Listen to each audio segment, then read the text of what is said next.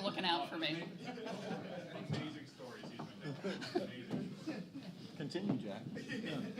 Carry on. Well, thank you, Lord. We have the Drake Bulldogs on the stage now. We have preseason player of the year, Tucker DeVries. Second team preseason all-conference Darnell Brody. And multi-coach of the year selection, Darren DeVries. Coach DeVries, if you could make an opening statement for us, we'll get started.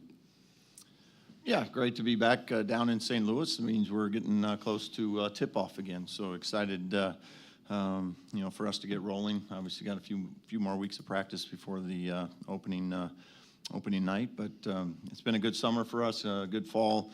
I feel like the guys have been working really hard. Got a newer group that has been good for us. We had a trip to Spain this summer, which I thought was great timing. Just worked out that way. But again, excited to get the season started.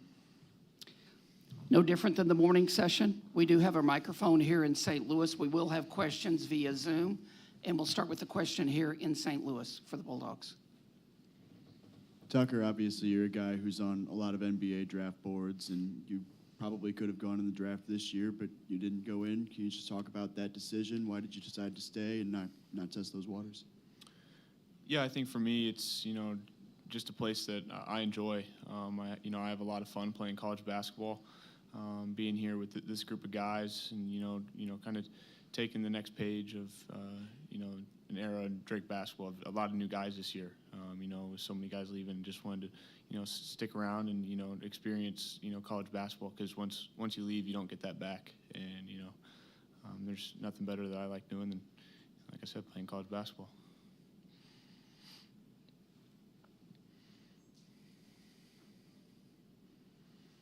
This is a similar question for both Tucker and Coach DeVries. How do you guys deal with the rumors? It feels like every offseason there are rumors of both of you guys going somewhere else, whether it be in the college basketball world or the professional basketball world. How do you guys deal with that seemingly every offseason? I mean, I can only speak for myself, and obviously Tucker can speak for himself. But for us, it's just about being where you're at and enjoying that space you're in and continuing to do as well as you can in it. And I love where we're at. I love the guys in our program, our institution, and things. We're excited about what we have going, and we continue to grow it. Yeah, a lot like he said. I wear the Drake uniform with a lot of pride, and I enjoy everything about Drake, and just kind of block it out, and worry about what we know, what I know, and what's true and what's not, and just enjoy every minute of it. Darnell, this is your 6th year of college basketball. Are you pursuing a doctorate? What's keeping you coming back to college, coming back to school, and playing on this team? Like Tucker said, it's the pride of the jersey. Since I've been here, it's been more than the family. Like, I love this atmosphere. I love Drake, the coaching staff of the team. It's the reason why I came back. What are you doing academically? That's a lot of school, and that's a lot of time being around that. Just what are you kind of pursuing now that you can when you've been around for so long? Well, when I was at Seton Hall, I was in criminology, and then I came here. I got my associate degree, and now I'm doing journalism, and I find that really interesting. So. Our next question is going to come via Zoom.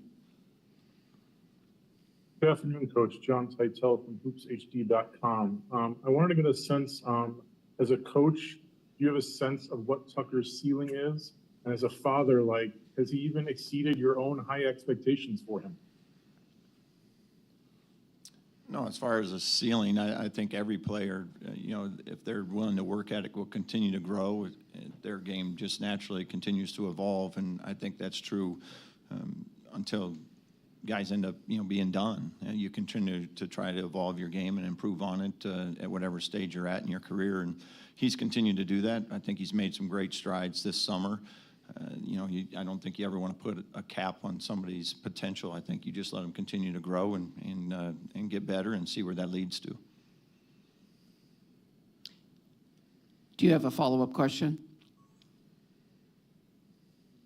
Just kind of as a father, has he even exceeded your own high expectations for him? Well, I know he's exceeded everything I was ever capable of doing. So yeah, that's he's gone well beyond maybe the genetic pool, from that standpoint. So yeah, I'll have to tip the hat and crown him the champ of the house in the basketball world. That would be the first time he's ever said that. Just for Can't believe I just said that out loud. Paul, you're next. Yeah, so college basketball is like a sport now that seems to be you're building a team, not a roster, right? This has been a thing that coaches are saying. But you just lost Roman Penn and DJ Wilkins, guys that have been on your roster for a long, long time. How do you pick up the pieces from moving on from that backcourt? Yeah, I think in the course of 26 years of coaching, you've had all kinds of different scenarios that have played out. Injuries, graduation. The portal is just another piece of that. So, for us, it's just continuing to do what we feel is important for a basketball team to have a successful season. All the guys that are new, you try to get them to buy in. When you have a big group, it takes a little longer because you don't have as many voices in the locker room helping relay that message and continuing to do that. But I think the guys have done a great job of coming in, working hard, doing the best they can. Each team's a different team too. Even when you have returners, every year's a different type of season. So for us, it's trying to make this group the best they can be, and it may be different than maybe what we were last year or the year before that. I actually want to ask this too. This is for any of you guys. Brian was in here earlier talking about a couple weeks ago. He watched the championship game, and it was a form of torture for him, I think. The NCAA tournament game, is that one that you revisit? Do you look at that? Have that been part of the growth during the offseason, or do you burn the tape and move on? I've watched it a lot. It's I think every game in a positive way, in a negative way, or result. Whether it's a good or bad result, I think you learn from it. You learn from good results. You learn from the ones that you maybe felt like you could have had back. And I think using the Miami game as an example, as a coach, you continue just like players do. You continue to hopefully try to improve. So you watch a game where we had a chance to win and we didn't, and you look at a tape like that and go, what could I have done better to help my team out? And so I think there's some things there that we took away from it that we'll try to do better at the next time it comes around, and hopefully get a different result. Hey, Darren, Kevin Lehman with Valley TV. You mentioned your summer tour. What'd you learn about, we know what these two guys can do, Tucker and Darnell. What'd you learn about your transfer portal guys, Gibson and Wright and Roberts on your summer tour? They like the beach. I know that. No, they did some great stuff. We only played 2 games on our tour, but for us, it was just getting everybody some playing time and getting a little bit of a feel for the guys when the lights are on. But we had a lot of guys to play, so everybody played kind of 15 minutes. We subbed in and out, tried different rotations. We went on that trip more as an experience, just for our guys to, see the world a little bit, have a unique experience that some of them may never get to do again in their lifetime. But from a basketball standpoint, the settings aren't great. You don't practice, you don't shoot around, you travel, overnight and things. So it was more about the practices leading up to those 2 games, and then since then in the fall practice, we got a lot better sample size of what those guys can do. I've got one for you, Tucker, with the Penn and Sturts and Wilkins moving on. How has your role changed in the locker room, your voice in the locker room? Yeah, obviously, when you have 10 new guys, that doesn't leave a lot of guys left from, previous year, even voices around. So, just trying to be a steady voice throughout that, can kind of relay the same message that the coaches are relaying. It just kind of sits differently when it's coming from a player, and, having, great vets like I had, as a freshman, sophomore, and just being able to kind of, take after them and, relay those same messages they relayed to me, and, just trying to really help out all the young guys and new pieces.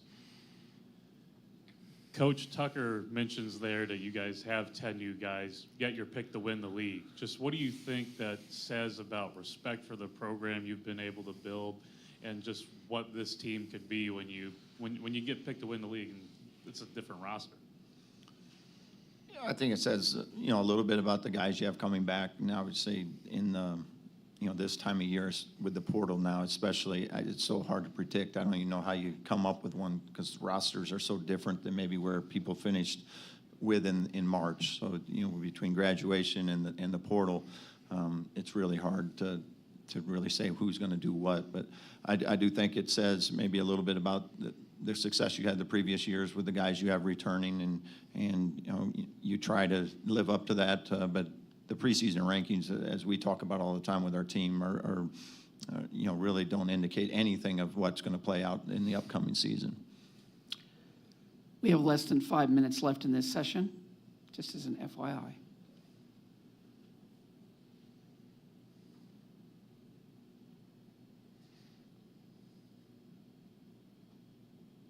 Tucker still never beat me in one-on-one. Just I want to throw that out.